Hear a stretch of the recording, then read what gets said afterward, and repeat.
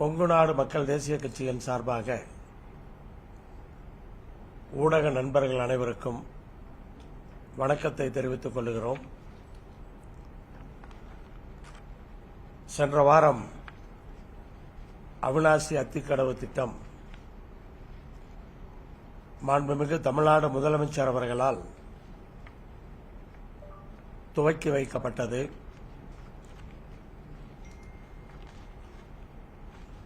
அந்த திட்டத்தை பற்றிய பல்வேறு கருத்துக்களும் விவாதங்களும் ஒரு வார காலமாக நடந்து முடிந்திருக்கிற சூழ்நிலையில்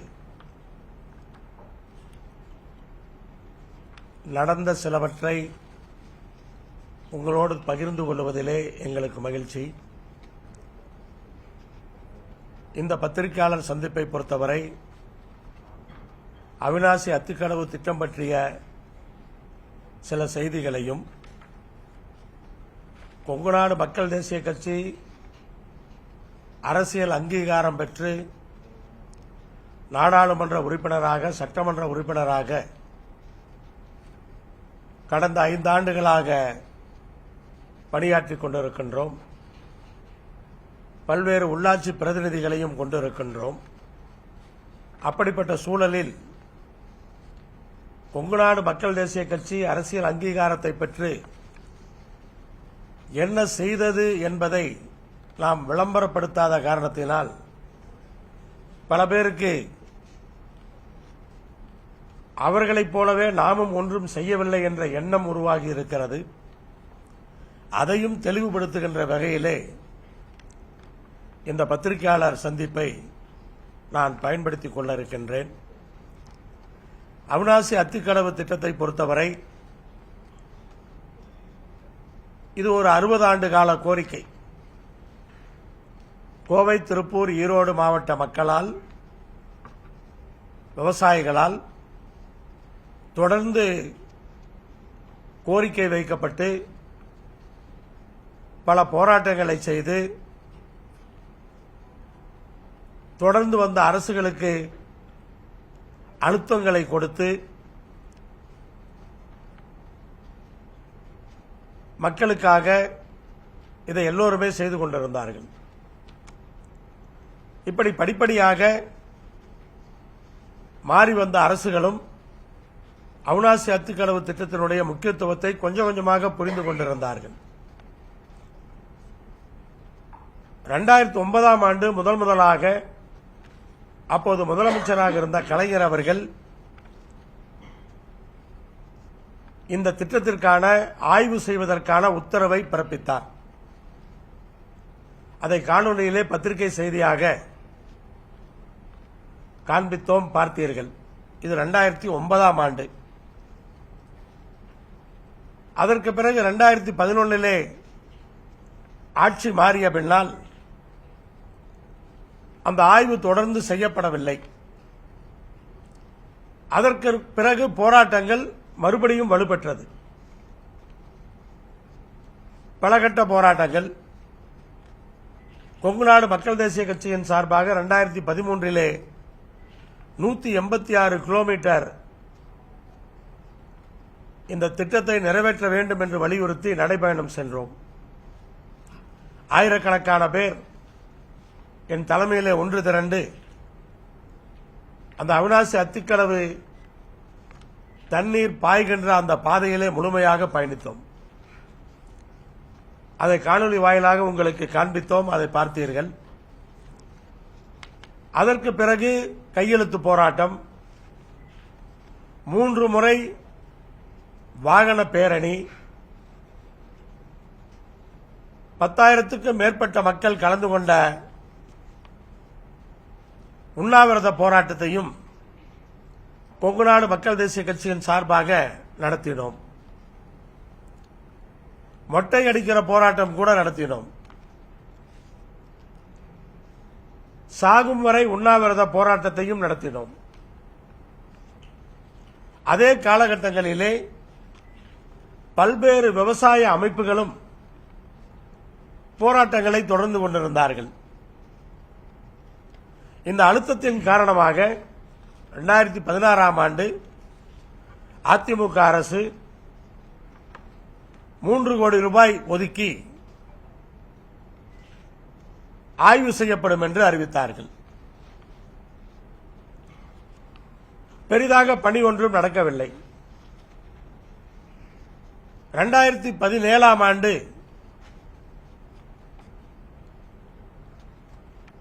ஈரோட்டிலே அவிநாசி அத்திக்கடவு திட்டத்தை நிறைவேற்ற வேண்டும் என்பதை வலியுறுத்தி தாமதப்படுத்தக்கூடாது, உடனடியாக நிறைவேற்ற வேண்டும் என்பதை வலியுறுத்தி கொங்குநாடு மக்கள் தேசிய கட்சியின் சார்பாக ஒரு கோரிக்கை மாநாட்டை நடத்தினோம். அந்த மாநாட்டிலே இப்போதைய தமிழகத்தினுடைய முதல்வர் அப்போதைய எதிர்க்கட்சித் தலைவரை அழைத்து வந்து அரசுக்கு அழுத்தத்தை கொடுத்தோம். இப்படி பல்வேறு கட்டங்களாக பல்வேறு தலைவர்களுடைய முயற்சியால், பல்வேறு விவசாய சங்கங்களுடைய முயற்சியால், கொங்குநாடு மக்கள் தேசிய கட்சியினுடைய முயற்சியாலும் 2019 ஆண்டு அதிமுக அரசு அப்போதைய முதலமைச்சராக இருந்த எடப்பாடியார் அவர்கள் இந்த திட்ட பணிகளை அடிக்கல் நாட்டி துவக்கி வைத்தார். 2019 கடைசி வாக்கிலே பணிகள் துவங்கப்பட்டன. பணிகள் நடந்து கொண்டிருந்தது. 2021 ஆட்சி மாற்றம். பணிகள் எவ்வளவு முடிந்தது என்பதிலே இப்போது விவாதம் நடந்து கொண்டிருக்கிறது. பணிகளை முழுமையாக பார்த்தோம் என்றால் 67% பணிகள் அன்றைக்கு முடிவடைந்ததாக சொல்லப்பட்டது. அந்த 67% என்று சொல்லுவது எப்படி இருக்கும் என்றால், ஒரு சில, அதாவது உங்களுக்கு நிலம் கையகப்படுத்துகிற பணி இருக்கிறது, அதேபோல குழாய் பதிக்கின்ற பணி இருக்கிறது, நீரேற்று நிலையங்களை அமைக்கின்ற பணி இருக்கிறது, அதற்கான மின்சார தேவைகளுக்கான மின் இணைப்புகளை பெறுகின்ற பணி இருக்கிறது. இப்படி பல்வேறு பணிகள். அதில் ஒரு சில பணிகள் பார்த்தால் 20% தான் முடித்திருந்தார்கள், 80% முடிக்கவில்லை. ஒரு ஆவரேஜா பார்த்தோம்னு சொன்னா ஒரு 60% மேலே அப்போது பணிகளை முடித்திருந்தார்கள். கண்டிப்பாக அந்த திட்டம் பல ஆண்டு காலமாக போராடுகின்ற திட்டமாக இருந்தாலும் அப்போதைய முதலமைச்சர் எடப்பாடியார் அவர்கள் அந்த திட்டத்தை துவக்கியதற்கு கொங்குநாடு மக்கள் தேசிய கட்சியின் சார்பாகவும் அனைத்து விவசாயிகள் சார்பாகவும் போராட்டத்திலே ஈடுபட்டவர்கள் சார்பாகவும் நான் இந்த நேரத்திலே நன்றியை தெரிவித்துக் கொள்கிறேன். அந்த திட்டம் 2021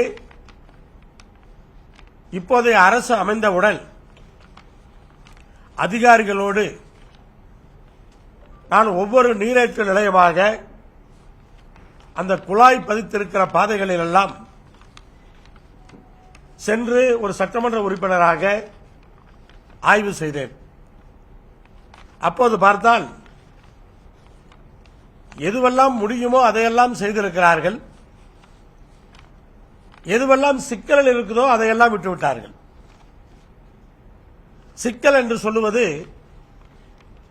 நிலத்தை பயன்பாட்டிற்கு பெறுவது. இது நிலம் கையகப்படுத்தப்படுவது அல்ல. நிலம் கையகப்படுத்தப்பட்டால் அதற்கான நிதியை கொடுத்து பெற்றுக் கொள்வார்கள். ஆனால் இது நிலத்தை கையகப்படுத்தப்படுவது அல்ல, நிலத்தை பயன்படுத்திக் கொள்வதற்கு அனுமதி பெறுவது. அனுமதி பெற்று விவசாயிகளிடத்தில் அனுமதி பெற்று குழாய்களை நிலத்துக்கு அடியிலே பதித்துவிட்டு நிலத்தை கொடுத்து விடுவார்கள். இது ஒரு வித்தியாசமான அணுகுமுறை. இப்படித்தான் செய்தாக வேண்டும். அப்படி செய்யும் பொழுது பல இடங்களிலே அந்த பயன்படுத்துவதற்கான அனுமதி பெறப்படவில்லை. ஆனா சில இடத்துல நம்ம பயன்படுத்துறதுக்கு பெறும்போது அந்த விவசாயிக்கும் இந்த தண்ணிக்கு சம்பந்தம் இருக்காது. இந்த தண்ணினால அவங்களுக்கு பாசனம் வராது. அப்ப அதை பெறுவதிலே பெரிய சிக்கல் இருந்தது. குறிப்பாக சொல்ல வேண்டும் என்று சொன்னால், காளிங்கராயன் அணைக்கு பக்கத்திலே தான் இந்த தண்ணீர் எடுக்கப்படுகிறது. அங்கு எடுக்கிற இடத்திலே ஒரு 700 மீட்டர் 3/4 கிலோமீட்டர் அளவுக்கு அந்த நிலத்தை பயன்படுத்துவதற்கு பெறுவதற்கான சிக்கல் பெரிதாக இருந்தது. அந்த விவசாயிகள் ஒப்புக்கொள்வதாகவே இல்லை. அப்போது எங்களுக்கு கூட சந்தேகம் வந்தது, இந்த திட்டத்தை செயல்படுத்த முடியுமா? ஏன்னா அது கொடுக்கலன்னு சொன்னா, அவங்க கோர்ட்டுக்கு போய் இழுத்துறாங்கன்னு சொன்னா, வேற பக்கமெல்லாம் பைப்பை போட்டு அந்த பம்பிங் ஸ்டேஷன்லாம் பண்ணி பிரயோஜனமே இல்லை. அந்த 700 மீட்டர் நீங்க லே பண்ணாதான் தண்ணி வரும். அப்ப இதுவெல்லாம் பேசி தீர்க்க வேண்டிய பிரச்சனைகளாக சிக்கல் மிகுந்ததாக இருந்தது. அதை இந்த ஆட்சியிலே மாண்புமிகு வீட்டு வசதித்துறை அமைச்சர் அவர்கள் மிக சிறப்பாக செய்தார். ஒவ்வொரு விவசாயியாக அவர்கள் வீட்டுக்கே சென்றார். அவர்களுக்கு எடுத்துச் சொல்லி அந்த விஷயங்களை அவர்கள் அனுமதியை பெற்று பிறகு குழாய்களை பதித்தார்கள். இதுலதான் இந்த தாமதம் அதிகமானது. திட்டத்தை செயல்படுத்துவதிலோ அல்லது குழாய் பதிப்பதிலோ நீரேற்று நிலையங்களை அமைப்பதிலோ தாமதமாகவில்லை. இதுலதான் தாமதம். சென்ற ஆட்சியிலே இவ்வளவு முடித்தோம் என்று சொல்லுகிறார்கள் என்றால் அதை எதை வைத்து சொல்லுகிறார்கள்? எவ்வளவு கான்ட்ராக்டருக்கு பில்லு கொடுத்தோம், 1916 கோடியில எவ்வளவு பணம் கொடுத்தோம், அதை பேஸ் பண்ணி சொல்றாங்க. ஆனா உண்மை நிலை இதுதான். ஆனால் எது எப்படி இருந்தாலும் இதையெல்லாம் இந்த அரசு முழுமையாக பிரச்சனைகளை தீர்த்து இப்போது இந்த திட்டத்தை செயல்பாட்டுக்கு கொண்டு வந்து விட்டார்கள். இணைப்பில் இருக்கிற குளங்கள் 99% குளங்களுக்கு தண்ணீர் சென்று விட்டது. அன்றைக்கு துவக்குகின்ற அன்னைக்கு 11 இடங்களிலே பிரச்சனை இருந்தது. அதையும் அதிகாரிகள் வேகமாக தீர்த்துக் கொண்டிருந்தால் இந்நேரம் அதற்கான தீர்வுகளை பார்த்திருப்பார்கள். ஆனால் அந்த திட்டம் வெற்றிகரமாக இன்றைக்கு செயல்படுத்தப்பட்டிருக்கிறது. விடுபட்ட குளங்கள் என்று கொஞ்சம் இருக்கிறது. அந்த விடுபட்ட குளங்களை இணைப்பதற்கு பேஸ் 2 அவிநாசி அத்திக்கடவு திட்டம் நிறைவேற்றப்பட வேண்டும் என்ற கோரிக்கை இப்போதல்ல, அது இந்த திட்டம் என்னைக்கு அடிக்கல் நாட்டினார்களோ அன்றைக்கிருந்து அந்த கோரிக்கைகளை வைத்துக் கொண்டிருக்கிறோம். கடைசியாக நாங்கள் அமைதியாக இருந்தது, இருக்கிறது முதல்ல துவங்கட்டும், அப்புறம் அந்த கோரிக்கையை வலுவா வச்சுக்கலாம் அப்படின்னு சொல்லி இப்போ அரசாங்கத்துக்கு நாங்கள் வைக்கின்ற கோரிக்கை, அந்த 2ஆம் கட்ட அவிநாசி அத்திக்கடவு திட்டத்தை விரைவிலே நிறைவேற்றி தண்ணீர் போகாத குளங்களுக்கும் நீங்கள் தண்ணீரை கொடுக்க வேண்டும் என்ற அந்த கோரிக்கையை வைத்துக் கொள்கிறோம். ஆனால் கடந்த 3 ஆண்டுகளாக இவ்வளவு சிரமத்துக்கு பிறகு நிறைவேற்றிய பின்னாலும் தண்ணீர் இல்லை. கடந்த 7-8 மாதங்களாக அங்கு தண்ணீர் கிடையாது. உபரி நீர் தான் எடுக்கப்பட வேண்டும். உபரி நீர் வரவில்லை. உபரி நீர் வராமலே இந்த திட்டம் செயல்படாது. அப்ப உபரி நீருக்காக ஒரு 6-7 மாதங்களுக்கு மேலாக அரசாங்கம் காத்துக் கொண்டிருந்தார்கள். இப்போது உபரி நீர் வந்தவுடன் ஆடி 18 அந்த டைம்ல இருந்து தண்ணி அதிகமா வந்துட்டு இருக்கு. அப்போ ஒரு வாரம் முன்னாடி மழை பெய்ய ஆரம்பிச்சிருச்சு. அப்ப கண்டிப்பா அந்த திட்டம் ஒரு 10-15 நாளைக்குள்ள திறந்துருவாங்க அப்படிங்கிறது அதிகாரிகள் சொல்லிட்டாங்க. அதிகாரிகளை யாரை கேட்டாலும் சொல்லியிருப்பாங்க, தண்ணி வந்துருச்சு, இனி தாமதமாகாது, ஒரு 15 நாளைக்குள்ள இந்த திட்டத்தை துவக்கிடுவோம். 22/7 அன்று, ஜூலை 22/7 அன்று தலைமைச் செயலகத்திலே நான் முதலமைச்சர் அவர்களை சந்தித்தேன். அப்போது முதலமைச்சர் சொன்னார், சுதந்திர தினத்திற்கு பிறகு ஒரு 1-2 தினங்களிலே திட்டம் துவக்கப்பட்டுவிடும் என்று சொன்னார். இது 22/7லேயே அரசாங்கத்திலே தேதி குறிப்பதற்கு ஆலோசித்து விட்டார்கள். பாரதிய ஜனதா கட்சியின் சார்பிலே 3/8 ஆடி 18 அன்றைக்கு 20ஆம் தேதி போராட்டம் செய்வோம் என்று அறிவிக்கிறார்கள். 16ஆம் தேதி அல்லது 17ஆம் தேதி இந்த திட்டம் துவக்கப்பட்டுவிடும் என்று அவர்களுக்கு தெரியும். அப்படி தெரிந்துதான் அதை செய்கிறார்கள். ஆனால் இந்த உண்மைகளை நான் நேரடியாக தெரிந்தவன் என்கிற முறையிலே அதை எல்லோருக்கும் விளக்க கடமைப்பட்டிருக்கிறேன். ஆனால் எப்படி இருந்தாலும் முதலமைச்சர் அவர்கள் அவனுடைய அழுத்தத்தின் காரணமாக இப்போது அவர் காணொலி வாயிலாக வந்து திறந்திருக்கலாம். ஆனால் இதற்கு முன்பே அவிநாசி அத்துக்கடவு திட்டத்தினுடைய அந்த செயல்பாடுகளை நேரடியாக நீரேற்று நிலையங்களுக்கே வந்து ஆய்வு செய்து பணிகளை முடுக்கிவிட்டிருக்கிறார். அதையும் நாம் அறிவோம். அதனால் இந்த திட்டத்தை முதலமைச்சர் அவர்கள் இவ்வளவு அழுத்தம் கொடுத்து அமைச்சர்கள் மூலமாக அதிகாரிகள் மூலமாக இதை திறக்க வேண்டும் என்று தீவிரத்தோடு துவக்கவில்லை என்று சொன்னால் இது இன்னும் தாமதமாகி இருக்கும். ஆனால் தமிழ்நாடு முதலமைச்சர் அவர்களுக்கு கொங்குநாடு மக்கள் தேசிய கட்சியின் சார்பாகவும் அனைத்து விவசாயிகள் சார்பாகவும் இந்த திட்டத்திற்காக போராட்டம் நடத்திய அத்தனை அமைப்புகள் சார்பாகவும் நாங்கள் நன்றியை தெரிவித்துக் கொள்கிறோம். இந்த நேரத்திலே இந்த திட்டத்திற்காக பல்வேறு அமைப்புகள் தொடர்ந்து போராட்டங்களை செய்திருக்கிறார்கள். அந்த போராட்டங்களை செய்த அந்த அமைப்புகளை, விவசாய சங்கங்களை அடையாளப்படுத்தி அவர்களுக்குரிய அந்த மரியாதையை அரசாங்கத்தின் தரப்பிலே செய்ய வேண்டும் என்ற அந்த கோரிக்கையும் இந்த நேரத்திலே அரசாங்கத்திற்கு வைத்துக் கொள்கிறேன். எப்படி 15 ஆண்டு காலமாக நாங்கள் பல போராட்டங்களை செய்தோமோ அதைப்போல பல்வேறு விவசாயிகள் சங்கங்களும் இதை செய்திருக்கிறார்கள். அவர்களுக்கான அந்த நன்றியும் கண்டிப்பாக தெரிவிக்கப்பட வேண்டும். இன்னொன்று, இதிலே முக்கியமாக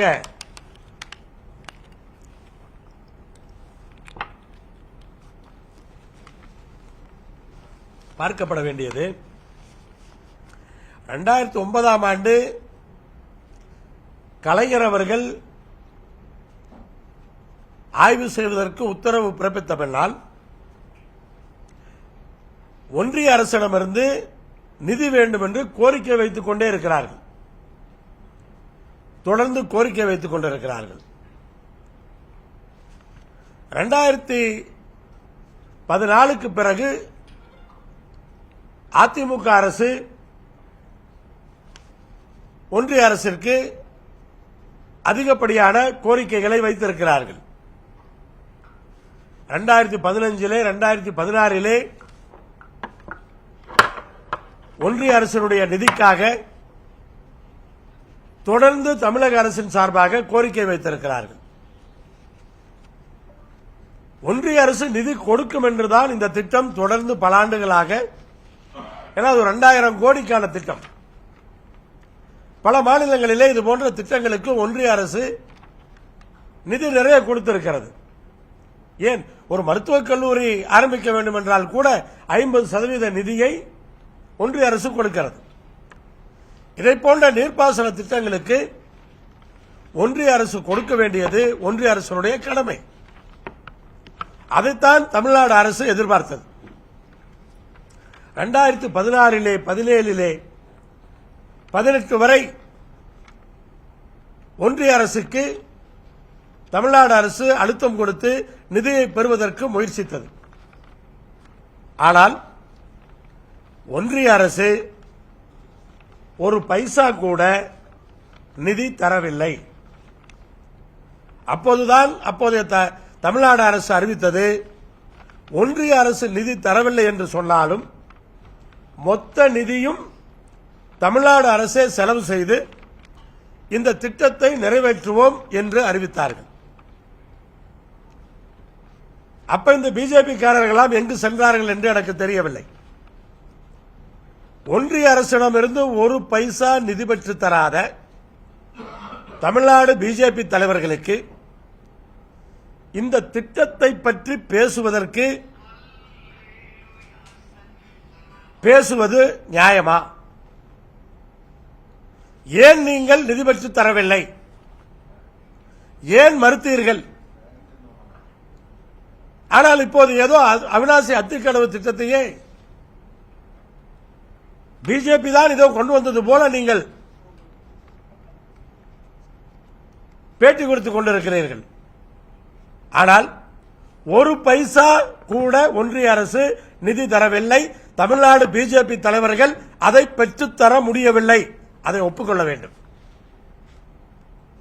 இதை பற்றி யாரும் கேட்க மாட்டார்கள் என்று நினைக்கிறார்கள். அப்படி எந்த விதமான நிதியும் பெற்றுத்தராமல் நாங்களும் கோரிக்கை வைத்தோம். ஒன்றிய அரசிலே ஆட்சியில் இருந்து கொண்டு நிதி தர வேண்டிய கடமை உள்ளவர்கள் நிதி தரவில்லை. இன்றைக்கு இந்த திட்டத்தை துவக்கிய பின்னால் அந்த பெருமையிலே எங்களுக்கு பங்கு வேண்டும் என்கிறார்கள். இதான் உண்மை. நிதி கொடுத்திருந்தால் சொல்லட்டும், நிதி கொடுத்தேன் என்று அவர்கள் சொல்லட்டும். இதுதான் உண்மையான நிலைமை. இப்போது அண்ணாமலை அவர்கள் கோவை தொகுதியில் நின்றபோது நான் பார்த்தேன். பாண்டியாறு பொன்னம்பலா திட்டம் நிறைவேற்றப்படும், ஆனமலையாறு நல்லாறு திட்டம் நிறைவேற்றப்படும், இப்படி பெரிய பட்டியலையே சொல்லியிருக்கிறார்கள். அதற்கெல்லாம் ஒன்றிய அரசிலிருந்து எவ்வளவு நிதி தரப்போகிறீர்கள்? நிறைவேற்றுவது பிரச்சனை அல்ல. நீங்கள் தோற்றிருக்கலாம், 4 லட்சம் பேர் வாக்களித்திருக்கிறார்கள். டெல்லியிலே உங்களுடைய அரசு. அப்ப நீங்கள் இதை நிறைவேற்றுவதற்கு என்ன முயற்சிகளை எடுக்கிறீர்கள்? என்ன முயற்சிகளை எடுத்தீர்கள்? அந்த கேள்வி வரத்தானே செய்யும். போன தேர்தலிலே என்னவெல்லாம் அவர்கள் இங்க சொல்லி இந்த வாக்குகளை பெற்றிருக்கிறார்கள் என்ற பட்டியல் என் கையில் இருக்கிறது. அந்த 4 லட்சம் வாக்குகள் இதற்காக விழுந்ததுதான். என்னவெல்லாம் செய்வோம் என்று தேர்தல் வாக்குறுதிகளாக பக்கம் பக்கமாக கொடுத்திருக்கிறார்கள். இப்போது டெல்லியிலே பிஜேபியினுடைய அரசு அமைந்துவிட்டது. நீங்கள் தான் மாநில தலைவர். நீங்கள் சொல்லிய திட்டங்களுக்கு இந்த நிதிநிலை அறிக்கையிலே ஏதாவது ஒரு திட்டத்திற்கு ஒன்றிய அரசு அனுமதி கொடுத்திருக்கிறதா அல்லது நிதி ஒதுக்கி இருக்கிறதா? இந்த கேள்விக்கு பதில் சொல்ல வேண்டியவர்கள் நீங்கள். அதை விட்டுவிட்டு நீங்கள் பேசுகின்ற விஷயங்கள் வேறாக இருக்கிறது.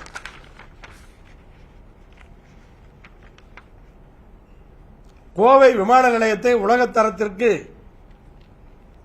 விரிவாக்கம் செய்து சர்வதேச முனையமாக மேம்படுத்துவோம் என்று சொல்லியிருக்கிறீர்கள். அதற்கு ஒன்றிய அரசு இப்ப என்ன செய்திருக்கிறது? ஏதாவது ஒரு அறிவிப்பு இருக்கிறதா?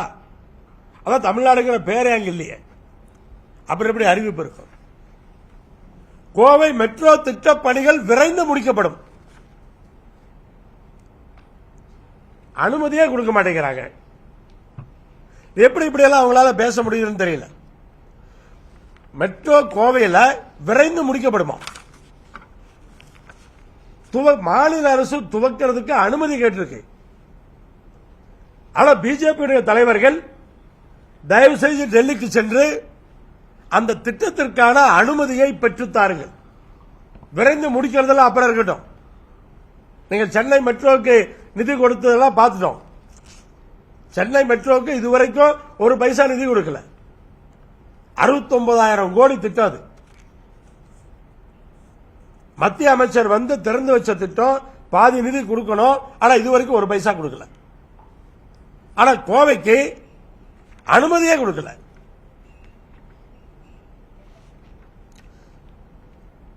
எல்லாம் இதுல இருக்கு. விவசாய மக்களின் நீண்ட நாள் கோரிக்கையான ஆனைமலையாறு நல்லாறு திட்டம் செயல்படுத்தப்படும். நொய்யல் நதி மற்றும் அதை கிளர்ந்தான கௌசிகா நதிகளை மீட்டெடுத்து கோவையில் நீர்வளம் மேம்படுத்தப்படும். 4.5 லட்சம் பேர் இதுக்கு தான் ஓட்டு போட்டிருக்காங்க. ஆட்சி உங்க ஆட்சி தானே. நீங்க ஜெயிக்காம இருக்கலாம், அங்க உங்க பிரதமர் தான் இருக்காரு, உங்க அமைச்சர்கள் தான் இருக்காங்க. நிதி வாங்கிட்டு வாங்க, இந்த திட்டத்தை செயல்படுத்துங்க. விசைத்தறி உரிமையாளர்கள் பயன்பெறும் வகையில் திட்டம் நிறைவேற்றப்பட்டு விசைத்தறி பாதுகாக்கப்படுமா? விசைத்தறிக்கு, டெக்ஸ்டைலுக்கு டெக்னாலஜி அப்கிரேடேஷன் ஃபண்டுன்னு ஒரு ஃபண்டு காங்கிரஸ் காலத்திலிருந்து கொடுத்துட்டு இருக்காங்க, டஃப் அப்படின்னு. அதை இவங்க இப்ப நிறுத்தி இருக்காங்க. அதை முதல்ல வாங்கி தர சொல்லுங்க, அதை போய் டெல்லியில் போய் வாங்கி தர சொல்லுங்க. விசைத்தறியை காப்பாற்றுறது அப்புறம் இருக்கட்டும், முதல்ல அதை போய் வாங்கிட்டு வர சொல்லுங்க. அதே போல விசைத்தறியை பாதுகாக்கணும்னா என்ன பண்ணணும்? பங்களாதேஷில் இறக்குமதி ஆகிற அந்த ஐட்டத்துக்கெல்லாம் நீங்க தான் வரி எடுத்தீங்க. இந்த தொழிலை அழிச்சதே நீங்க தான். இதற்கெல்லாம் ரைட் அழிச்சிட்டீங்க. இப்ப தேர்தல் வாக்குறுதி கொடுத்திருக்கீங்க. என்ன முயற்சி எடுக்க போறீங்க? என்ன முயற்சி எடுத்திருக்கீங்க? கோவையில் என்ஐஏ மற்றும் என்சிபி கிளை அலுவலகங்கள் அமைக்கப்படும். இதுக்கு என்ன தடையா இருக்குது? போக வேண்டியதானே, இது கேட்க வேண்டியதானே. கவர்மெண்ட் வேற, இப்ப இந்தியா கூட்டணி ஜெயிச்ச கவர்மெண்ட் வந்திருந்தா சொல்லலாம் எப்படி பண்ண முடியும்னு. இப்ப உங்க கவர்மெண்ட் தானே. அப்ப என்ஐஏ கிளை ஆரம்பிங்க, என்சிபி கிளை ஆரம்பிங்க.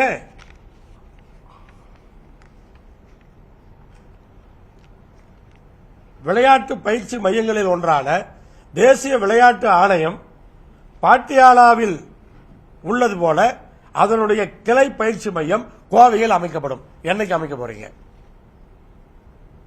பாட்டியாலாவில் இருக்கிற, அதான் இந்தியாவிலேயே ஒரு மிகப்பெரிய பயிற்சி மையம், அதனுடைய பிரான்ச் கோயம்புத்தூர்ல அமைக்கப்படும். அப்ப வாக்களித்த 4.5 லட்சம் மக்களுக்கு இதை சொல்லித்தான் ஓட்டு வாங்கியிருக்கீங்க. அப்ப அவங்களுக்கு பெருமை சொல்லிக்கிறீங்கல்ல, 4.5 லட்சம் பேர் ஓட்டு போட்டாங்கன்னு சொல்லி. அப்ப அவங்களுக்கு உங்களுடைய பதில் என்ன? இப்ப ஆரம்பிக்கலாமே, அது என்ன பிரச்சனை இருக்கு? கோவை பாராளுமன்றத்தில் 250 மருந்தகங்கள் செயல்பாட்டிற்கு கொண்டு வரப்படும். இப்ப எத்தனை மருந்தகங்கள் இப்ப கொண்டு வந்திருக்கீங்க? எப்படி கொண்டு வர போறீங்க? அதுக்கான செயல் திட்டத்தை சொல்லுங்க. இவ்வளவு பண்ண போறோம் அப்படின்னு.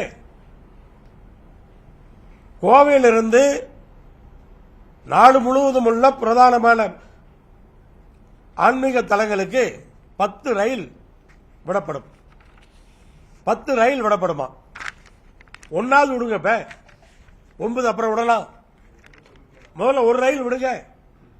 கவர்மெண்ட் தானே வேணும், அதுக்கு எம்பி ஆனுங்கிற அவசியம் இல்லையே. ஒன்றிய அரசு தான் விடணும்.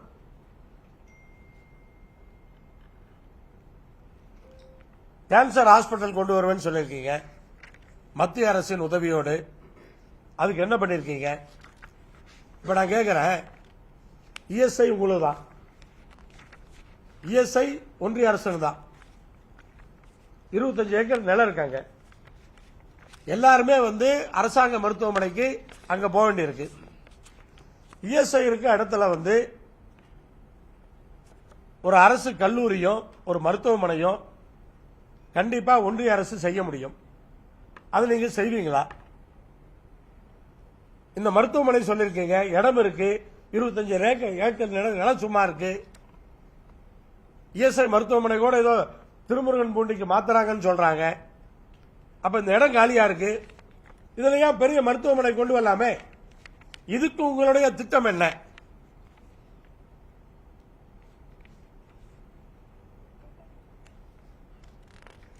இப்படி பக்கம் பக்கமா வாக்குறுதிகளை கொடுத்து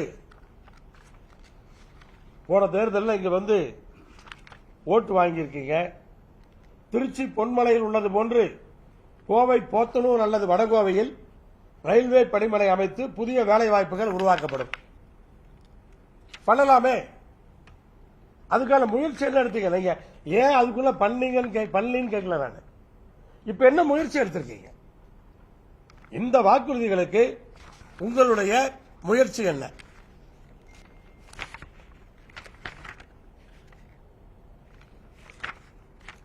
பாண்டியாறு பொன்னமலா திட்டம் அறிவிச்சிருக்கீங்க. இப்ப அதுக்காக என்ன ஏதாவது நட்டதா கொடுத்திருக்கீங்களா? மாநில பிஜேபியின் சார்பாக அதுக்கான முயற்சி ஏதாவது கடிதமாக எங்கேயாவது கொடுத்திருக்கோமா? இருந்ததுன்னா கொடுங்க, நாங்களும் சேர்ந்து முயற்சி பண்ணுவோம். வேற ஒன்றும் உங்களை வந்து குறை சொல்லுங்கிறதுக்காக நான் வரல.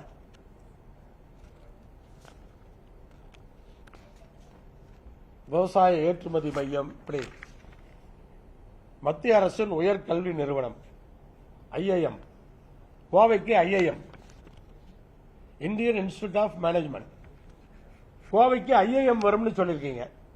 அதுக்கு இப்ப என்ன முயற்சி பண்ணிருக்கீங்க? ஒரு பட்ஜெட் போட்டாங்க, அந்த பட்ஜெட்ல ஏதோ அறிவிப்பு வரல. இப்ப வந்து என்ன நீங்க முயற்சி எடுத்துட்டு இருக்கீங்க சொன்னீங்கன்னா நாங்களும் சேர்ந்து முயல்வோம். எங்களுக்கு தேவையானது கோயம்புத்தூருக்கு திட்டங்கள் வரணும். அப்ப இதுக்கு என்ன பண்ணிருக்கீங்க?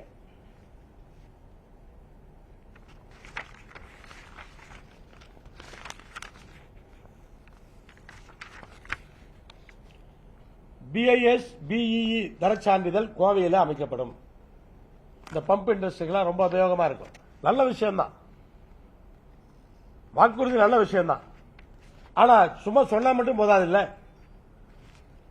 அப்ப அதையெல்லாம் அமைக்கிறதுக்கு நீங்க என்ன முயற்சி எடுத்திருக்கீங்க? கைத்தறி ரக ஒதுக்கீட அந்த பிரச்சனையை சால்வ் பண்ணி விசைத்தறிய வாழ வைப்பேன்னு சொல்லியிருக்கீங்க. நல்ல விஷயம். அதை ஒன்றிய அரசில் கொண்டு போய் பண்ணலாமே.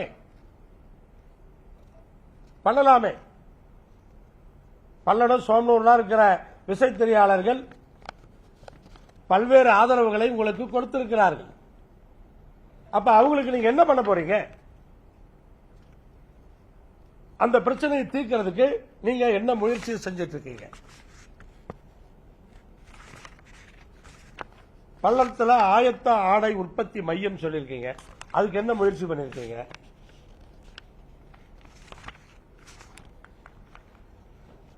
இன்னொன்று முக்கியமானது, கோவையில் உயர்நீதிமன்ற கிளை அமைக்கப்படும் சொல்லியிருக்கீங்க. ரொம்ப தேவையானது. கோவையில் உயர்நீதிமன்ற கிளை நீங்க தான் அமைக்க முடியும். மாநில அரசு நினைச்சா அமைக்க முடியுமா? மாநில அரசு அந்த கோரிக்கை தான் வச்சிட்டு இருக்காங்க. ஆனா நீங்க வந்து ஆட்சியாளர்கள், நாட்டை ஆளுகின்றவர்கள், நீங்க நினைச்சீங்கன்னு சொன்னா பண்ண முடியும். சரி, இப்ப வாக்குறுதி கொடுத்திருக்கீங்க, எப்ப வந்து அதை பண்ண போறீங்க? கோவையில் உயர்நீதிமன்ற கிளையை அமைப்பதற்கு நீங்கள் என்ன முயற்சியை இப்போது எடுத்திருக்கிறீர்கள்?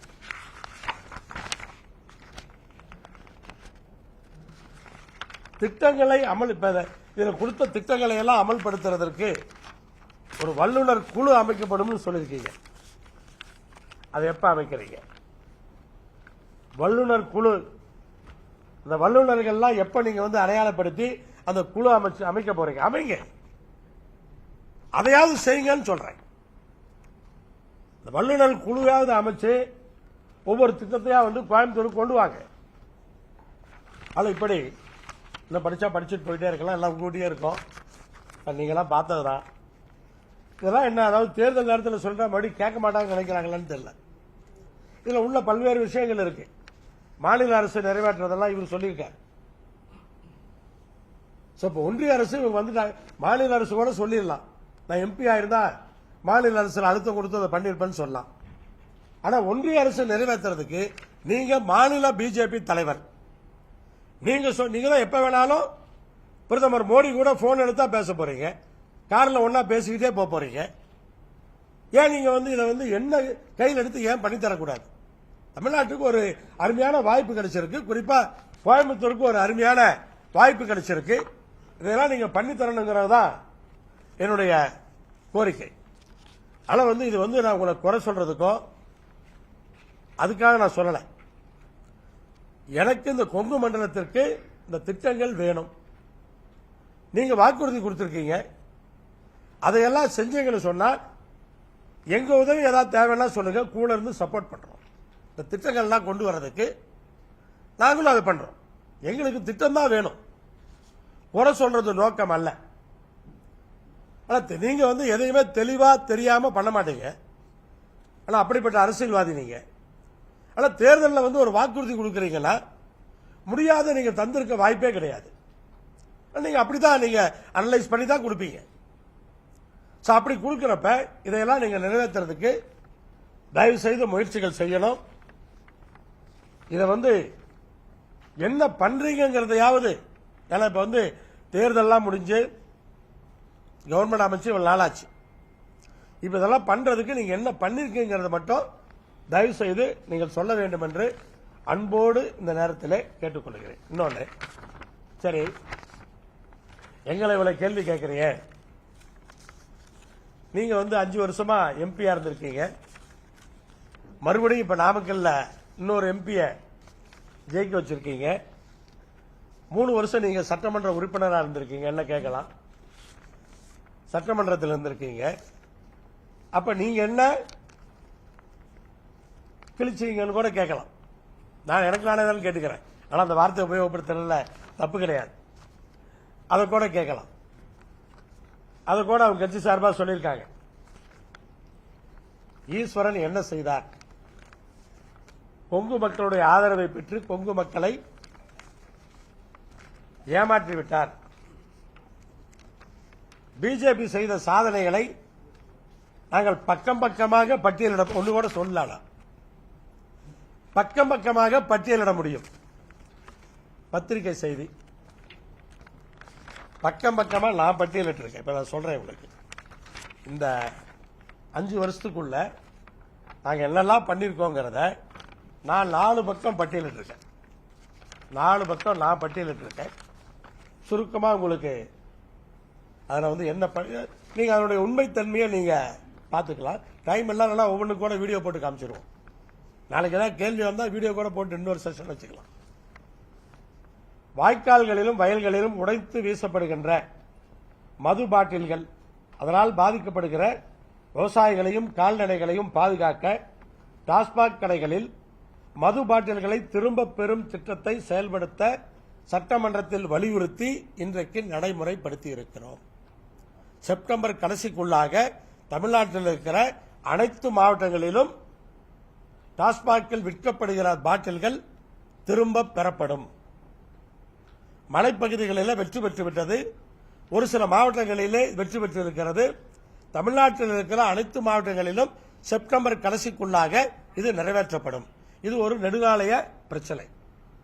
இது வாய்க்கால்கள்லையும் வயல்கள்லையும் மட்டுமல்ல, நம்ம மாநகராட்சியில் எடுத்துட்டா கூட அந்த கழிவுநீர் கால்வாய்கள் இருக்குல்ல, அதில் உடைச்சு போட்டு போயிடுவாங்க. அதை கிளீன் பண்றதுக்கு வர்றப்ப அவங்கள காலை கையை கிழிச்சிடும். அந்த பிரச்சனைக்கு தீர்வு சட்டமன்றத்தில் நான் தான் இதை பேசல. இப்ப இதை நிறைவேற்றிருக்கிறோம். கூட்டுறவு சங்கங்களில் 25 ஆண்டுகளுக்கு மேலாக நிலுவையில் இருந்த பண்ணைசாரா கடனிலிருந்து விவசாயிகளை பாதுகாக்க சட்டமன்றத்திலே கோரிக்கை வைத்து 3,16,000 விவசாயிகளை தமிழ்நாட்டிலே காப்பாற்றியிருக்கிறோம். 1,300 கோடிக்கு மேல அதுல நிதி இன்வால்மெண்ட். 3,16,000 விவசாயிகள் காப்பாற்றப்பட்டிருக்கிறார்கள். கொங்கு மண்டலத்துடைய விவசாயிகளுக்காகத்தான் நான் கோரிக்கை வச்சேன். ஆனா அமைச்சர் அறிவிக்கும் பொழுது ஈஸ்வரன், நீங்க எப்ப வேணாலும் போய் பார்க்கலாம், ஈஸ்வரன் வைத்த கோரிக்கையை ஏற்று இதை நடைமுறைப்படுத்துகிறோம். தமிழ்நாடு பூரா 3,16,000 விவசாயிகள் இதில் பயனடைகிறார்கள் என்று அறிவித்திருப்பார். இன்றைக்கு அது நடைமுறைப்படுத்தப்பட்டு விட்டது. கவந்தப்பாடி நாட்டு சர்க்கரைக்கு புவிசார் குறியீடு, அதை சட்டமன்றத்தில் பேசி இன்றைக்கு வாங்கியிருக்கிறோம். அதன் மூலமாக பழனி திருக்கோவிலுக்கு விவசாயிகளிடமிருந்து நாட்டு சர்க்கரையை நேரடியாக கொள்முதல் செய்ய வேண்டும் என்ற அதையும் சட்டமன்றத்திலே கோரிக்கையாக வைத்து இன்றைக்கு நிறைவேற்றியிருக்கிறோம். விவசாயிகளின் விளைநிலங்களில் பயிர்களை சேதப்படுத்தும் காட்டுப்பன்றிகளை சுடுவதற்கு அனுமதி கேட்டு சட்டமன்றத்திலே நான் கோரிக்கை வைத்திருக்கிறேன். அதை அமைச்சர் அவர்கள், ஃபாரஸ்ட் அமைச்சர் அவர்கள் அதை அறிவித்திருக்கிறார். காட்டுப்பன்றிகளை சுடலாம் என்ற அந்த அறிவிப்பை சட்டமன்றத்திலேயே கொடுத்திருக்கிறார். அப்ப காட்டுப்பன்றிகள் மூலமாக விவசாயம் பால்படுவதை இன்றைக்கு தடுத்திருக்கிறோம். அவற்றை சுடக்கூடிய அந்த அனுமதியை இன்றைக்கு கொடுத்திருக்கிறார்கள். இது நிறைவேற்றப்பட்டிருக்கிறது. அதேபோல மயில்களிலிருந்து பாதுகாப்பதற்காக நான் கோரிக்கை வைத்திருக்கிறேன். அதை எப்படி செய்யலாம் என்று அரசு பரிசீலனை செய்து கொண்டிருக்கிறார்கள்.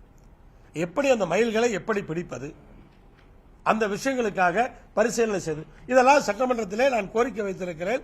எப்ப வேணாலும் நீங்க போய் யூடியூப்ல போய் எப்ப வேணாலும் பார்க்கலாம். இதெல்லாம் நான் சொல்றதுக்காக இல்லை. சேலம் உளுந்தூர்பேட்டை தேசிய நெடுஞ்சாலையில் சென்னை போறவங்க எல்லாம் பார்த்திருப்பீங்க. 7 இடங்களிலே 2 வழிச்சாலையாக இருக்கும். திடீர்னு 4 வழிச்சாலையிலிருந்து 2 வழிச்சாலையா மாறிடும். அதனால அவ்வளவு விபத்துகள், ஆயிரக்கணக்கில் இறந்து போனார்கள். அதற்கு சட்டமன்றத்தில் நான் கோரிக்கை வைத்திருக்கிறேன். நம்முடைய நாடாளுமன்ற உறுப்பினர் மூலமாக, நாமக்கல் நாடாளுமன்ற உறுப்பினர் மூலமாக பாராளுமன்றத்திலே கோரிக்கை வைத்திருக்கிறேன். சேலத்திலிருந்து உளுந்தூர்பேட்டை வரை அதற்கு நடைபயணம் கட்சியின் சார்பாக நடத்தியிருக்கிறோம். இன்றைக்கு அந்த பணிகள் துவங்கப்பட்டு முடிவடையும் தருவாயில் இருக்கிறது. அந்த 7 இடங்களிலுமே 2 வழிப்பாதை 4 வழி பாதைகளாக இன்றைக்கு மாறிக்கொண்டிருக்கிறது. விரைவிலே முடிக்கப்படும். சென்னைக்கு தாராளமாக தைரியமாக நாம் செல்ல முடியும். இது எங்களுடைய கோரிக்கை. தென்னை விவசாயிகளின் நலன் கருதி ரேஷன் கடையில் தேங்காய் எண்ணெய் விற்பனை செய்யும் திட்டத்திற்கான கோரிக்கை வைத்ததன் விளைவாக தமிழ்நாடு அரசு பரீட்சார்த்த முறையில் இன்றைக்கு சில ரேஷன் கடைகளிலே இதை துவக்கி இருக்கிறார்கள். இப்போது எல்லா ரேஷன் கடைகளிலும் பாமாயிலுக்கு பதிலாக தேங்காய் எண்ணெயை கொடுக்கலாமா? ஏன்னா தேங்காய் எண்ணெயை கொடுக்கும் பொழுது அந்த விலை அதிகமாக இருக்கும்.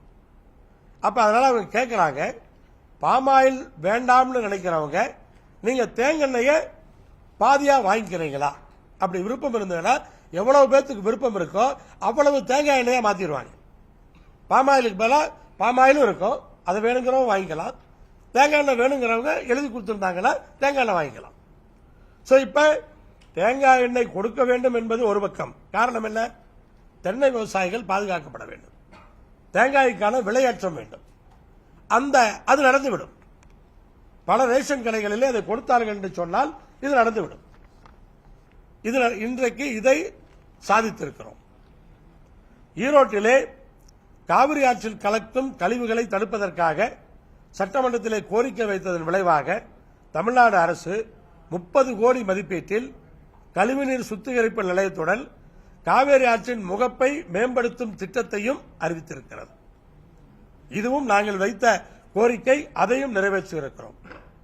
உலகத்தரம் வாய்ந்த நூலகங்கள் சென்னையிலே, அண்ணா பெயரிலே, மதுரையிலே அறிவித்த பொழுது சென்னைக்கும் மதுரைக்கு தென் மாவட்டங்களுக்காகவும் அறிவித்து விட்டீர்கள்.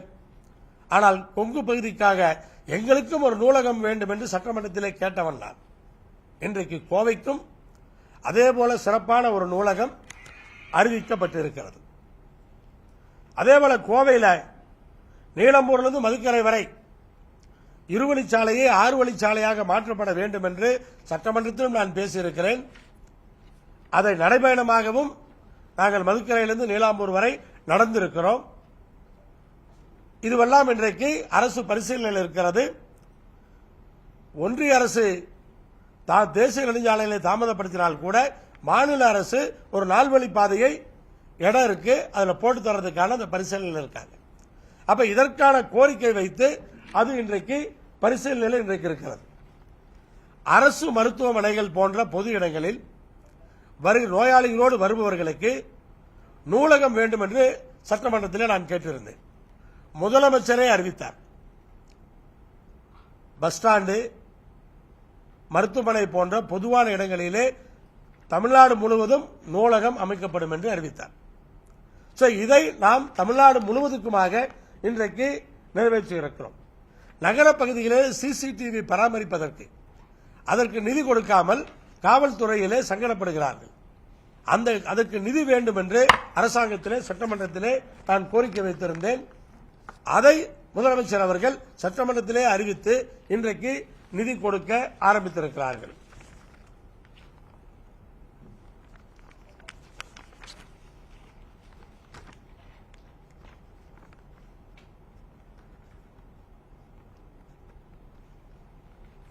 நீண்ட காலமாக தீர்க்கப்படாமல் இருந்த எல்பிபி வாய்க்கால் பிரச்சினைக்கு பேச்சுவார்த்தைகள் நடத்தி, இருசக்கர பேரணி நடத்தி அதற்கான தீர்வை கண்டிருக்கிறோம். கொங்கு மண்டல விவசாயிகளின் நீண்டகால பிரச்சனையாக இருந்த எரிவாயு குழாய் திட்டம் நீங்களாம் பார்த்திருப்பீங்க. நெடுஞ்சாலைகள் வழியா இப்ப வந்து பைப் லைன்ல நெடுஞ்சாலை வழியா எடுத்துட்டு இருக்காங்க. நெடுஞ்சாலை வழியா அந்த கோரிக்கை அரசாங்கத்திலே தொழில்துறை செயலாளரோடு அமர்ந்து விவசாயிகளிடத்திலே எப்படி ரூட் போடலாம்னு கேட்டு அந்த திட்டத்திற்கான அந்த பரிந்துரையை செய்து இன்றைக்கு விவசாயிகள் நிலங்களுக்கு பதிலாக நெடுஞ்சாலைகள் வழியாக பைப் போட்டுட்டு இருக்கோம்னு சொன்னா அது நாங்கள் எடுத்த முயற்சி என்பதை இப்போது நான் பெருமையோடு சொல்லிக்கொள்ள கடமைப்பட்டிருக்கிறேன். அத்தனை விவசாயிகளுக்கும் தெரியும். அந்த ரூட்ல தான் இப்ப நெடுஞ்சாலை வழியா எடுக்கிறாங்க. கொஞ்சம் பகுதி மட்டும்தான் விவசாய நிலத்தில் இருக்கு. அது எவ்வளவு நாளா பிரச்சனை இருந்ததுன்னு உங்களுக்கு தெரியும். அதே போல சேலம் கரூர் தேசிய நெடுஞ்சாலையில் ஆட்டையாம்பட்டி பிரிவு, ராசிபுரம் ஏடிசி டெப்போ பிரிவு, அணைப்பாளையம் பிரிவு, கீரம்பூர் பிரிவு, ஓவியம்பாளையம் பிரிவு, மரவம்பாளையம் பிரிவு ஆகிய 6 இடங்களிலே நம்முடைய நாமக்கல் நாடாளுமன்ற உறுப்பினர் நாடாளுமன்றத்திலே கோரிக்கை வைத்து அந்த அமைச்சருக்கு கடிதம் எழுதி அந்த அமைச்சர் இன்றைக்கு இந்த 6 பாலங்களும் இன்றைக்கு பணிகள் முடியும் தருவாயிலே அங்கே இருக்கிறது. சேலத்திலிருந்து கரூர் வரை நெடுஞ்சாலையின் மீது. ஏன்னா இதெல்லாம் இப்படி சொன்னாதான் தெரியும் யார் பண்ணாங்க, ஏதோ அரசு அறிவிச்சது பண்ணாங்கன்னு இல்ல. இதெல்லாம் கொங்குநாடு மக்கள் தேசிய கட்சியின் சார்பாக எங்களுடைய நாடாளுமன்ற உறுப்பினர் நாடாளுமன்றத்திலே வச்ச கோரிக்கை, அமைச்சருக்கு எழுதிய கடிதம். அதேபோல சேலம் கோவை தேசிய நெடுஞ்சாலையில் காஞ்சிக்கோவில் பிரிவு, துடுப்பதி கத்தேரி பிரிவு, காக்காபாளையம் பிரிவு ஆகிய 4 இடங்களில் மேம்பாலம் அமைக்க நம்முடைய நாடாளுமன்ற உறுப்பினர் சின்ராஜ் அவர்கள் வாயிலாக இன்றைக்கு கோரிக்கை வைத்து அந்த உத்தரவை பெற்றிருக்கிறோம். அந்த பணிகள் துவக்கப்பட்டிருக்கிறது. இதுவெல்லாம் கொங்குநாடு மக்கள் தேசிய கட்சியின் சார்பாக நாம் சாதித்த சாதனைகள். நாமக்கல் மாவட்டம் கொல்லிமலையில் உங்களுக்கு நெட்வொர்க்கே இருக்காது. மேலே போயிட்டீங்கன்னா போன் ஒர்க் பண்ணாது.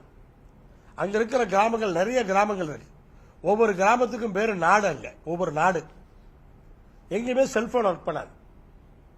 அதை நம்முடைய நாடாளுமன்ற உறுப்பினர் மூலமாக டெல்லியில் அமைச்சரிடத்தில் பேசி 15 இடங்களிலே பிஎஸ்என்எல் சார்பாக டவர் அமைத்து இன்றைக்கு கொல்லிமலை முழுவதும் எல்லா கிராமங்களிலும் கைபேசியிலே பேசுகிறார்கள் என்று சொன்னால் அதற்கு காரணம் கொங்குநாடு மக்கள் தேசிய கட்சியும் நம்முடைய நாடாளுமன்ற உறுப்பினரும் என்பதை இந்த இடத்திலே நான் உரிமையோடு பெருமைப்பட்டுக் கொள்ள முடியும்.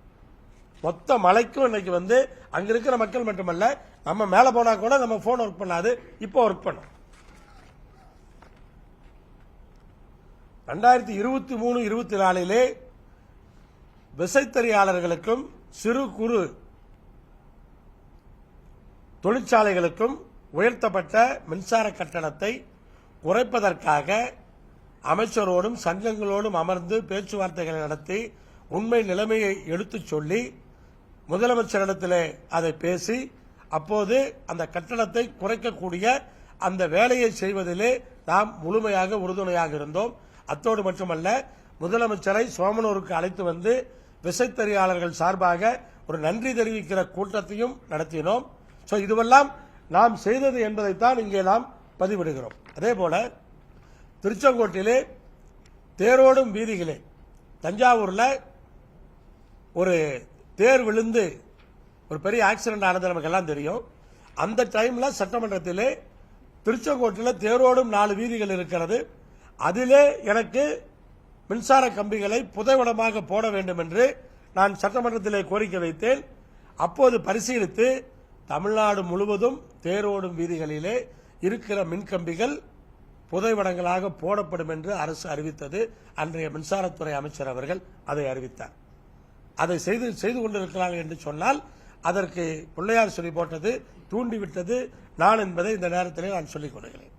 அதேபோல கோழிப்பண்ணைகளுக்கான தீவன இறக்குமதிக்கு இருந்த வரியை நாமக்கல் நாடாளுமன்ற உறுப்பினராக இருந்த சின்ராஜ் அவர்கள் நாடாளுமன்றத்தில் பேசி அதற்கான இறக்குமதி வரியை குறைத்து மொத்த கோழிப்பண்ணையாளர்களையும் வாழ வைத்தவர் அவர். அன்றைக்கு அந்த செயல்பாடுதான் அரசாங்கம் ஒப்புக்கொண்டு அன்றைக்கு வரியை குறைத்தார்கள். இதுவும் செய்தது கொங்குநாடு மக்கள் தேசிய கட்சியினுடைய நாடாளுமன்ற உறுப்பினர் தான். டிசம்பர் 2019 ஆண்டு ஜம்மு காஷ்மீரில் கடுமையான பனிப்பொழிவு. அங்கு நாமக்கல்லை சார்ந்த லாரி டிரைவர்கள் நிறைய பேர் அங்கே மாட்டிக்கொண்டார்கள். அங்கிருந்து அவர்களுக்கு வருவதற்கு வழி இல்லை. அப்ப ஜம்மு காஷ்மீரில் இருக்கிற அந்த தொகுதியினுடைய நாடாளுமன்ற உறுப்பினர் இடத்திலே நம்முடைய நாடாளுமன்ற உறுப்பினர் பேசி அவர்கள் அங்கிருந்து வருவதற்கான அத்தனை ஏற்பாடுகளையும் செய்து கொடுத்தார். இப்படி நான் இன்னும் போனேன்னா இன்னும் பக்கம் போயிட்டே இருக்கும். நான் முக்கியமானதை மட்டும் நான் எடுத்துக்கிட்டேன். இன்னும் நிறைய பண்ணியிருக்கோம், நிறைய பெரிய பட்டியல் இருக்கும். இன்னும் அதாவது கோரிக்கை வைத்து நிறைவேறாது இன்னும் நிறைய இருக்கு. இதெல்லாம் சட்டமன்றத்தில் கோரிக்கை வைத்தது அதற்கு ஆதாரம் உள்ளது. அந்த கோரிக்கை வைத்தது பார்த்தீங்கன்னு சொன்னா கல் இறக்க அனுமதி, விவசாயிகளுடைய வருமானத்தை அதிகப்படுத்த அதை நம்ம சட்டமன்றத்தில் கோரிக்கை வச்சிருக்கிறோம். திருமணி முத்தாறு திட்டம் நிறைவேற்றுறதுக்கு கோரிக்கை வச்சு அதுக்கு போராடிட்டு இருக்கிறோம். கொத்தடிமை சட்டத்தில் திருத்தம் வேணும்னு அதுக்கான கோரிக்கைகள் வச்சு போராடிட்டு இருக்கிறோம். பெண்களுடைய திருமண வயதை 18 21 ஆக்கணும்னு சொல்லி அதையும் சட்டமன்றத்திலேயே பேசியிருக்கிறோம். இது எங்க வெளியே மேடையில் பேசுறதல்ல, அதுக்கான கோரிக்கை வச்சிருக்கிறோம். மரவள்ளி கிழங்கிலிருந்து எத்தனால் தயாரிக்கணும் அப்படிங்கிற அந்த கோரிக்கை வச்சு அதை பரிசீலனை பண்ணணும். அதுக்கும் இன்னைக்கு போராடிட்டு இருக்கிறோம். தமிழ்நாடு முழுவதும் நீரேற்று பாசன திட்டங்கள், குறிப்பா பாத்தீங்கன்னு சொன்னா சேலம், நாமக்கல், ஈரோடு, கரூர் ஆகிய 4 மாவட்டங்களிலே அதிகமான நீரேற்று பாசனங்கள் கிடப்பில் இருக்கிறது. அதையெல்லாம் நிறைவேற்ற வேண்டும் என்று சட்டமன்றத்திலையும் கோரிக்கை வச்சிருக்கோம். முதலமைச்சரை பார்த்து அதை பேசியிருக்கிறோம். இதை நிறைவேற்ற வேண்டும் என்று. அதே போல ஈரோட்டிலே கொடுமணல், சென்னிமலையிலே கொடுமணலிலே கீழடி போல அகழ்வாராய்ச்சி செய்ய வேண்டும். திருப்பூரிலே குமரிக்கல் பாளையத்திலே அகழ்வாராய்ச்சி செய்ய வேண்டும். இதையும் சட்டமன்றத்திலே பேசியிருக்கிறோம். இந்த கோரிக்கைகளுக்காக போராடி கொண்டிருக்கிறோம். அதே போல கொங்கு நாட்டு பகுதியிலே வாழுகிற கொங்கு வேளாள கவுண்டர்களுக்கு 10% உள்ளொதுக்கீடு, இடஒதுக்கீடு கொடுக்க வேண்டும் என்ற அந்த கோரிக்கையும் சட்டமன்றத்திலேயே வைத்து பேசியிருக்கிறேன். அதே போல கொங்கு மண்டலத்திலே அதிகமாக வாழுகிற அருந்ததியர்களுக்கு 3% உள்ளொதுக்கீடு போதாது, 6% இடஒதுக்கீடு வேண்டும் என்று அதையும் நான் சட்டமன்றத்திலே கோரிக்கையாக வைத்து அரசாங்கத்திடத்திலே பல முயற்சிகளை செய்து கொண்டிருக்கிறேன். பொள்ளாச்சி, கோபி, ஆத்தூர், திருச்செங்கோடு போன்ற நகரங்களை தலைநகரமாக வைத்து புதிய மாவட்டங்களை உருவாக்க வேண்டும் என்பதை 3 ஆண்டுகளாக தொடர்ந்து நான் சட்டமன்றத்திலே பேசிக் கொண்டிருக்கிறேன். அதை நீங்கள் பார்த்துக் கொண்டிருப்பீர்கள். அவிநாசி அத்திக்கடவு திட்டத்திற்கு காளிங்கராயன் பெயர் வைக்க வேண்டும் என்று சட்டமன்றத்தில் கேட்ட அந்த வீடியோ பார்த்திருப்பீங்க. அதுதான் ஒரு காரண பெயரா இருக்கும். அங்கிருந்தா தண்ணி எடுக்கிறாங்க. இப்ப கள்ளக்குறிச்சி கல்வராயன் மலையை சுற்றுலா தலமாக அறிவித்தால்தான் அங்கு கள்ளச்சாராயம் காய்ச்சுவது நிறுத்தப்படும் என்ற கோரிக்கையும் அங்கே வைத்திருக்கிறேன். அதை அந்த மலையை ஆய்வு செய்து அது பரிசீலனையில் இருக்கிறது. அது வந்தால் இந்த கள்ளச்சாராய பிரச்சனை கள்ளக்குறிச்சி கல்வராயன் மலையிலே ஒழிக்கப்படும். நகர பகுதிகளில் இருக்கிற கட்டிடங்களுக்கு மின் இணைப்பு கிடைக்காமல் பல ஆண்டுகளாக தடுமாறிக் கொண்டிருந்தார்கள். அவற்றையெல்லாம் தீர்த்து இன்றைக்கு கட்டடங்களுடைய உயரங்களுக்கான அந்த உயரத்தை அதிகப்படுத்தியும் 8 சமையல் அறை வரை உள்ள கட்டிடங்களுக்கு மின் இணைப்பு கொடுக்க வேண்டும் என்பதை பற்றியும் நான் தான் சட்டமன்றத்திலே பேசினேன். அதற்கான உத்தரவை போட்டு நகர பகுதிகளிலே அந்த பிரச்சனை இன்றைக்கு தீர்க்கப்பட்டு இருக்கிறது. பாலுக்கான விலை அதிகம் வேண்டும் என்ற கவன ஈர்ப்பு தீர்மானத்தை கொண்டு வந்து சட்டமன்றத்தில் பேசி அதற்கான முயற்சிகளை மேற்கொண்டிருக்கின்றேன். கரூருக்கும் நாமக்கலுக்கும் இடையே ஒரு விமான நிலையம் வேண்டும் என்ற அந்த கோரிக்கையும் சட்டமன்றத்தில் நான் பேசியிருக்கிறேன். அது உண்மையிலேயே பரிசீலனையில் இருக்கிறது. கரூருக்கும் நாமக்கலுக்கும் இடையே ஒரு விமான நிலையத்தை கொண்டு வருவதற்கான அந்த முயற்சிகள் நடத்தப்பட்டுக் கொண்டிருந்தன. தமிழ்நாட்டிலிருந்தும் அமைச்சர்கள் டெல்லியிலே அந்த கோரிக்கையை வைத்திருக்கிறார்கள். கோவை மருதமலை, திருச்செங்கோடு அர்த்தநாரீஸ்வரர் மலைக்கோவிலுக்கு பார்க்கிங் வசதி இன்னும் போதாது, பார்க்கிங் வசதி வேண்டும் என்ற அந்த கோரிக்கையை சட்டமன்றத்திலே வைத்து அந்த முயற்சிகளை மேற்கொண்டிருக்கிறோம்.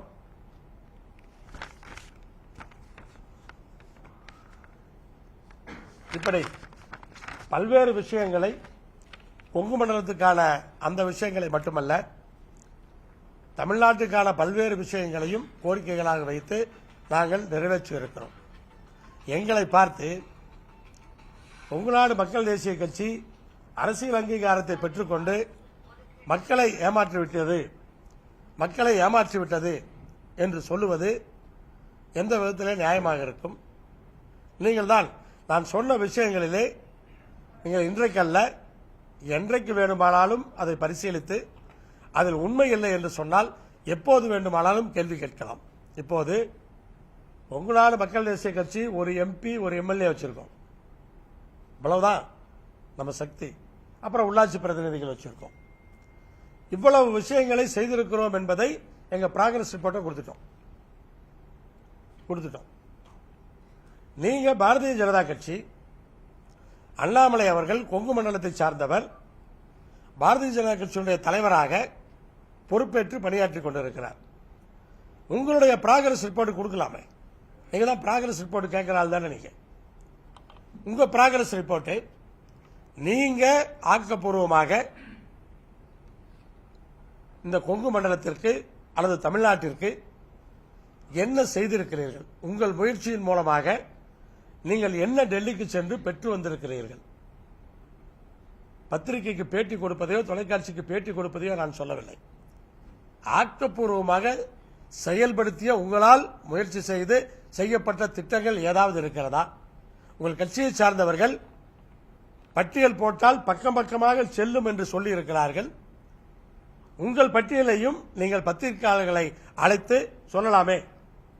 நான் பத்திரிகையாளர்களை அழைத்து இப்போது என்னுடைய பட்டியலை பக்கம் பக்கமாக படித்து விட்டேன். பாரதிய ஜனதா கட்சி எப்போது படிக்கப் போகிறீர்கள்? கேள்வி தான் கேளுங்க. நான் அப்படி வார்த்தையை சொல்லலையே. அதாவது இந்த திட்டங்கள்லாம் நிறைவேற்றோன்னு கொடுத்துருக்கீங்க, இதை நிறைவேற்றுறதுக்கு என்ன முயற்சி எடுத்திருக்கீங்கன்னு ஆக்கப்பூர்வமாக கேட்டிருக்கேன். அதான் சொல்றேன். குற்றம் சாட்டுறதோ குறை சொல்றதோ என்னுடைய நோக்கம் அல்ல. நீங்க சொல்லி இருக்கிற திட்டங்கள்லாம் நல்ல திட்டங்கள். இதை செயல்படுத்துவதற்கு நீங்க என்ன முயற்சி செய்கிறீர்கள்? அதற்கு அணில் போல எங்களுடைய தேவை எதுவாக இருந்தால் சொல்லுங்கள், நாங்களும் கூட இருந்து பணியாற்றுகிறோம்.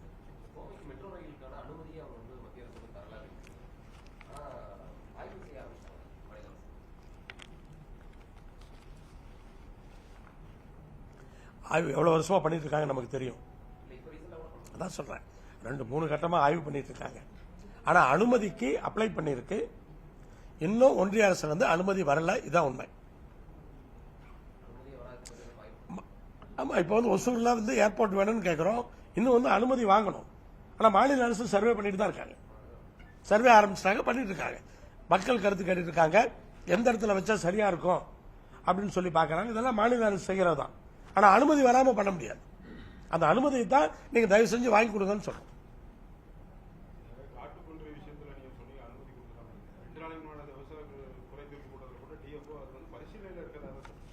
அமைச்சர் சட்டமன்றத்திலே அறிவிச்சிருக்காரு. நீங்க சட்டமன்ற அமைச்சர் உரையை போய் பாருங்க.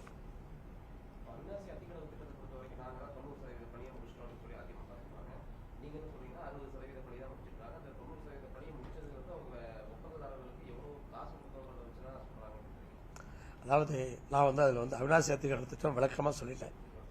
முழு விளக்கத்தையுமே சொல்லிட்டேன். 67% தான் ரெக்கார்டு படி அவங்க ஆவரேஜா முடிச்சிருக்காங்க. ஏதாவது ஒன்று அதில் 1-2 80% பண்ணியிருப்பாங்க.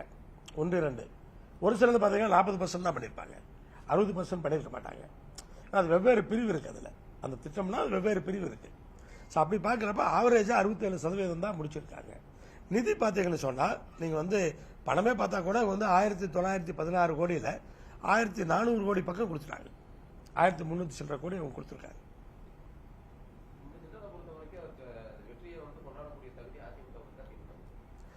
இது அதிமுகவுக்கு நான் இல்லைன்னு சொல்ல முடியாது. நான் நன்றி தெரிவிச்சிருக்கேன். ஆனால் இந்த திட்டத்தை அடிக்கல் நாட்டி துவக்கிய பெருமை கண்டிப்பா அவர்களை சாரும். அதில் எந்த விதமான சந்தேகம் இல்லை. இன்னைக்கு இந்த 3 ஆண்டுகளிலே இந்த திட்டத்தை அழுத்தம் கொடுத்து முடித்தவர் தமிழ்நாடு முதலமைச்சர். அந்த அழுத்தம் அவர் கொடுக்கலன்னா இன்னும் 10 வருஷத்துக்கு திட்டம் முடியாது. ஏன்னா உங்களுக்கு தெரியும், இந்த லேண்ட் அக்விசிஷன் விவசாயிகிட்ட லேண்ட் வாங்குறதுக்கு அவ்வளவு ஈஸியா இல்ல. வருடக்கணக்கில் கிடப்பில் இருக்கிற பல திட்டங்கள் கிடைக்கிறது. அது முழு முயற்சி எடுத்து அதை பண்ணியிருக்காங்க. அதனால கண்டிப்பா எல்லாத்தையும் பாராட்டிதான்.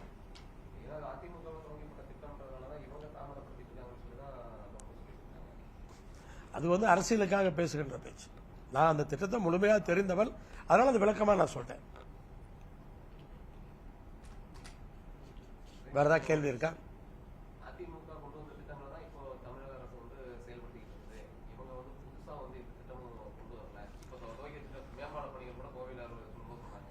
இது அரசுங்கிறது ஒரு தொடர் நடவடிக்கை. அரசாங்கம்ங்கிறது ஒரு தொடர் நடவடிக்கை. இது இந்த அரசு ஆரம்பிச்சது, அந்த தொடர்ந்து இது எந்த திட்டம் நின்று போச்சு? எல்லா திட்டமும் பண்ணிட்டு தானே இருக்காங்க. அப்ப யாரா இருந்தாலும் அந்த ஆட்சியே கண்டினியூ இருந்தா கூட அந்த டைம் ஆகிறது ஆகத்தான் செய்யும். அதாவது எந்த திட்டமும் நிறுத்தப்படவில்லை, நிதி ஒதுக்காமல் இல்லை. ஏன்னா நிதி அவங்க பீரியட் அவங்க ஒதுக்கியிருப்பாங்க, அதுக்கப்புறம் இவங்க ஒதுக்கணும். இவங்க ஒதுக்குறதுனால தான் திட்டங்கள் நடக்குது. அதெல்லாம் அப்படியெல்லாம் சொல்ல முடியாது. அதே போல வேற ஏதாவது இருக்கா, கேள்வி இருக்கா? கலந்து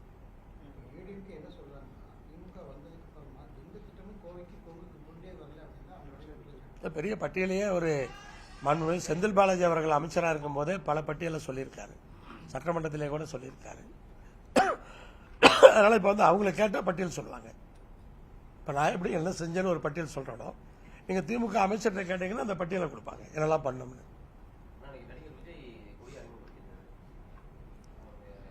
மகிழ்ச்சி மகிழ்ச்சி, வரவேற்கிறோம், வாழ்த்துக்கள், அவ்வளவுதான் சொல்லணும். வேற என்ன சொல்லணும்? அதாவது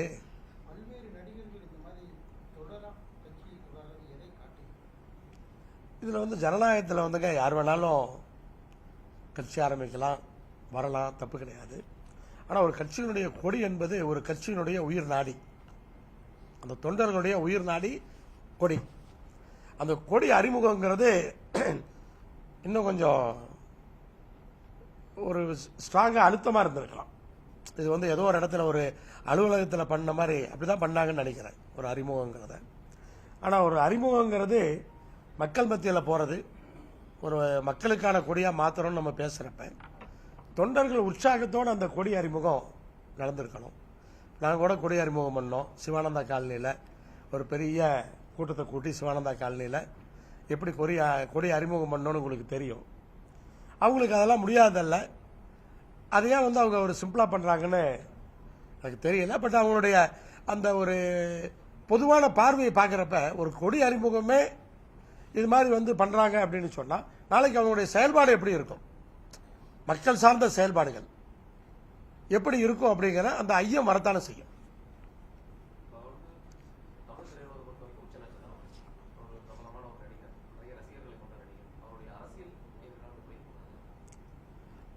அரசியல் எதிர்காலம் என்பது அவர் என்ன கொள்கைகளை கொண்டு வருகிறார், அவர் என்ன செய்ய போகிறேன் என்று சொல்லுகிறார், என்ன பாதையை எடுக்க போகிறார் என்பதை பார்த்தால்தான் தெரியும். அதை பார்க்காமல் நம்ம அவர் என்ன பண்ணுவார் நம்ம எப்படி சொல்ல முடியும்? இப்போதைக்கு அவர் இன்னும் கட்சி பதிவே வரலன்னு நினைக்கிறேன். கொடி அறிமுகப்படுத்திட்டாரு, கட்சி பதிவு இன்னும் வரலன்னு தான் சொன்ன மாதிரி தெரியுது. அப்படி இருக்கிறப்ப அதுக்கப்புறம் தான் அவர் கொள்கைகள்லாம் சொல்லுவோன்னு சொல்லியிருக்காங்க. அப்ப அவங்க கொள்கை சொன்னாதானே நம்ம அவங்க என்ன பண்ணுவாங்கன்னு தெரியும். வரட்டும். நாங்க நல்லா போயிட்டு இருக்குது, உங்களுக்கு பிடிக்கலையா? நாங்க நல்லா தானே போயிட்டு இருக்கோம். எங்க கூட்டணி வலுவா இருக்கு, ஒன்றும் பிரச்சனை கிடையாது. பங்காளி கூட்டணி, மாமச்சான் கூட்டணி, அது மாதிரி கூட்டணிக்கெல்லாம் இப்ப இப்படிதான் பேர் வச்சிட்டு இருக்காங்க. அதனால அது எப்படின்னா, நான் பிஜேபி தலைவர் மாமச்சான் கூட்டணின்னு பல இடத்துல சொல்லியிருக்காரு. நான் சொல்றது என்னன்னா, உங்க கட்சியில் இருக்கிற கட்சி தலைவர்கள் இருக்காங்கல்ல, உட்கட்சி தலைவர்கள், அவங்களையெல்லாம் பங்காளிகளா பாருங்க.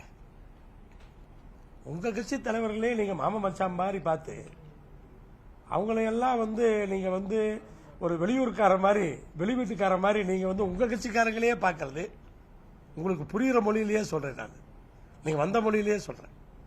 அட்லீஸ்ட் பிஜேபியில் இருக்கிற தலைவர்களை நீங்க பங்காளியா பாருங்க, நீங்க ஒன்னா இருந்து பயணிக்க. உங்க கட்சிக்குள்ள தலைவர்களை எல்லாம் நீங்க மாமா மச்சானா பாத்தீங்கன்னா அப்ப எப்படி பழி வாங்கலான்னு பார்க்க கூடாது. நீங்க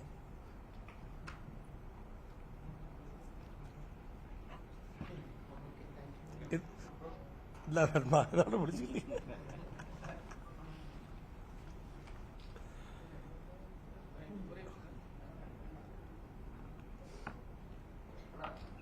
அதான் இந்த காப்பி கொடுத்துருங்க, இந்த காப்பி கொடுத்துருங்க.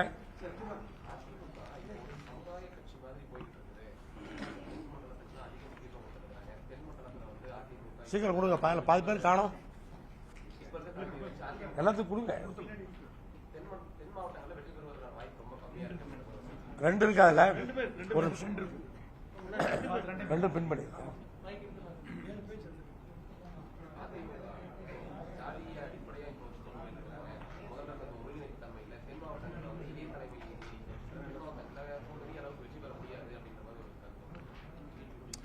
அதாவதுங்க அதிமுகவை பொறுத்தவரை அண்ணன் எடப்பாடி பழனிசாமி அவர்களுடைய தலைமையில் சென்று கொண்டிருக்கிறது. உட்கட்சி பூசலால் கட்சியிலிருந்து வெளியேற்றப்பட்டவர்கள் அல்லது வெளியில் சென்றவர்கள் திரும்ப வர வேண்டும் என்ற அந்த ஒரு கோரிக்கை பரிசீலனையில் இருக்கிற நேரத்திலே வேண்டுமென்றே இதை போன்ற விஷயங்களை எல்லாம் அவர்கள் செய்து கொண்டிருக்கிறார்கள். அதை சில கட்சிகள் சில பத்திரிகைகள் அதை பயன்படுத்திக் கொள்கிறார்கள். அப்படிப்பட்ட விமர்சனங்களை வைக்கிறார்கள். எது எப்படி பார்த்தாலும் அதிகாரப்பூர்வமாக அதிமுக அதனுடைய பொதுச் செயலாளராக எடப்பாடி பழனிசாமி அவர்கள் இருக்கிறார். அவர் தலைமையில்தான் தான் அந்த கட்சி இன்றைக்கு நடந்து கொண்டிருக்கிறது.